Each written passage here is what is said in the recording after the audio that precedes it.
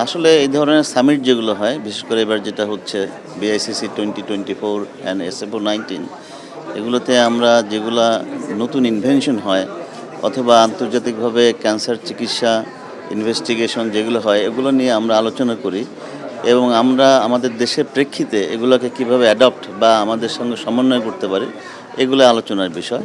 Prostate ক্যান্সারের একটি কাজ হয়েছে একটা গাইডলাইনের মতো, কিন্তু আমরা এখন পর্যন্ত আমেরিকান ইউরোপিয়ান গাইডলাইনটি ফলো করি এবং এটা যেটা দাঁড় করানো হয়েছে সে আলোকেই করা হয়েছে।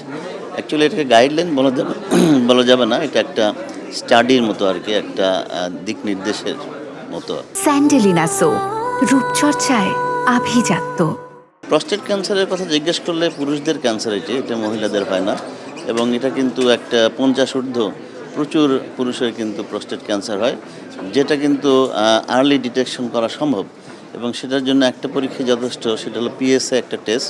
এটা করলে অনেক আগেই রোগটা ধরা পড়তে পারে, যেটার চিকিৎসাও কিন্তু অনেক উন্নত আছে এবং সব চিকিৎসা বাংলাদেশে অ্যাভেলেবল। এটা একসময় কথা ছিল যে cancer has no answer, but এখন ক্যান্সার হ্যাজ মেনি অ্যান্সার্স। কারণ হলো যে আমাদের ডায়াগনস্টিক অ্যাপ্রোচ, আমাদের মলিকুলার স্টাডি, আমাদের বায়োপসি এবং নতুন নতুন ড্রাগ যেগুলো আন্তর্জাতিকভাবে অ্যাভেলেবল, আমাদের দেশে সেগুলো আছে এবং আমরা রোগীদের সেগুলো দিচ্ছি এবং রোগীদের সার্ভাইভাল যথেষ্ট এনকারেজিং, উৎসাহব্যঞ্জক। মেয়েদের জন্য যেটা সবচেয়ে বেশি হয় সেটা হলো ব্রেস্ট ক্যান্সার।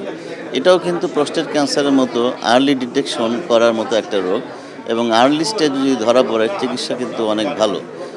এটা আমাদের এই জন্য স্ক্রিনিংয়ের জন্য আমাদের জোর দিতে হবে, যাতে আমরা এইটা আগেই আমরা ধরতে পারি স্টেজ 1-2 এর ভিতরে, তাহলে সার্ভাইভাল, স্পেশালি 5 ইয়ার সার্ভাইভাল যথেষ্ট উৎসাহব্যঞ্জক। হ্যাঁ, দর্শকরা আপনারা ক্যান্সার চিকিৎসার ভূমিকা নেওয়ার জন্য এগিয়ে আসুন।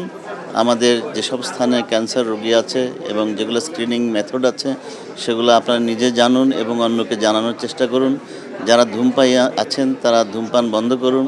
ব্রেস্ট ক্যান্সার, জরায়ু ক্যান্সার, প্রস্টেট ক্যান্সার যেগুলো স্ক্রিনিং আমাদের দেশে অ্যাভেলেবল, সেগুলো আপনারা সবাই গ্রহণ করুন এবং এর মাধ্যমে নিরাময়যোগ্য একটা ক্যান্সারের পরিবেশ আমরা তৈরি করতে পারবো।